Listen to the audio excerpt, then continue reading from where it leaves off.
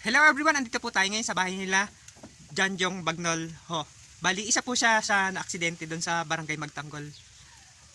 Anong date ko yung na-aksidente? October 24. October 24. Bali, naging ilang days ka sa hospital?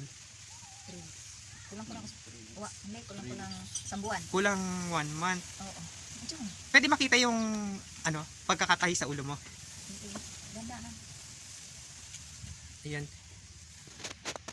Ayan po yung naging damage sa ulo niya. Paano ba nangyari? Hindi ko maalala. Ay, hindi mo maalala.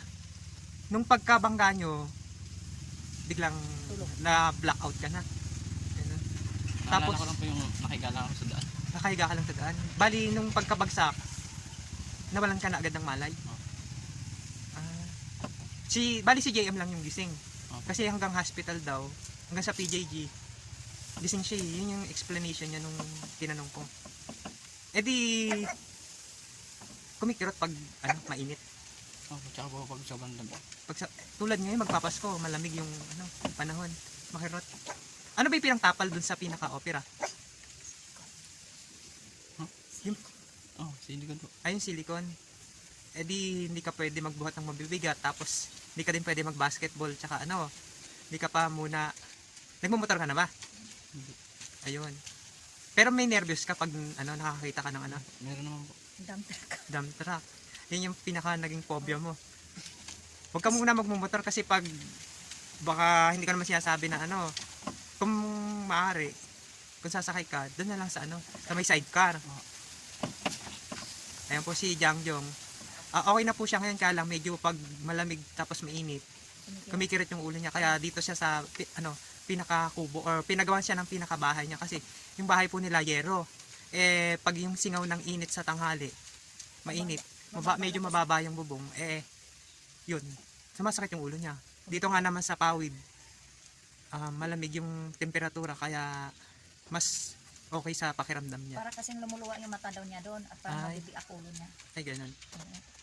Bali, magti-thank you lang tayo sa nagbigay ng tulong. Babanggatin ko na rin po. Isa po si Attorney Jay sa nagbigay ng cash sa kanila nung nasa hospital sila ni JM. Maraming salamat sa lahat Ayan. ng tumutulong sa amin. Ito po yung mother ni Janjo. Maraming salamat po sa lahat-lahat na tumutulong sa anak ko nung araw ng na-aksidente. Maraming salamat po sa mga tumutulong sa amin na kusang tumutulong. Maraming salamat po. Ayan. Si Ate Len nagpapasalamat po. Malaki pong yung bagay sa akin kasi tulad ko, nag-iisang ina lang. Kaya malaking bagay po yung mga financial na binigay niya sa amin. Pang bili-bili mo lang ng gamot sa ospital. Maraming salamat po sa inyo. Ayan po. Thank you, Ate Len. Thank you rin sa tulong mo, Herwin. Ayan po si Jangjong.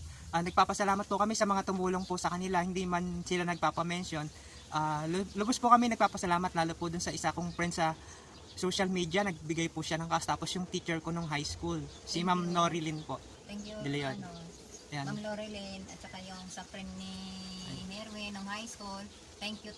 Dahil sa tulong nyo, malayong narating at nabigyan pa ng pangalawang buhay ng anak ko. Yun nga po, Ate Len. Kasi kung tutusin, grabe yung nangyari sa kanila eh. Sa totoo lang, yung anak ko mula nung na-aksidente, nagkomatos. Kulang-kulang 3 araw mahigit. Buti na lang nabuhay pa siya, no, gising. Yung nagpasalamat na rin ako kasi binigyan siya ng pangalawang buhay. Tapos dahil sa tulong yung financial, nadugtungan ng buhay ng anak ko dahil napagamot ko siya, nabilhan ko ng pangangailangang gamot niya araw-araw. Yun. Sa awa ng Panginoon, nandito na kami sa bahay namin ulit. Ayun, pinagawaan ko siya ng kahit kubo para dito siya magpapahinga kasi napakainit sa loob. Parang mabibiak daw yung ulo niya tapos yung mata niya parang luluwa dahil sa sobrang init. Yun nga, Ate Len, Hindi kasi niya para daw siyang yung parang nabibingay, gano'n na tapos parang mabibiak yung dito, kumikirot daw yung sugat niya. sugat. Maraming salamat po sa inyo. Walang katapusan ng papasalamat po sa inyo dahil nadugtungan ng buhay ng anak ko. And Dahil sa financial na binigay niyo sa akin. Maraming salamat po. thank you, Ate Len. Ayan. Basta, lagi ka lang mag-iingat tapos lagi ka magdadasal na safe ka. Yun lang, Mang, at maraming salamat. God bless. God bless sa'yo.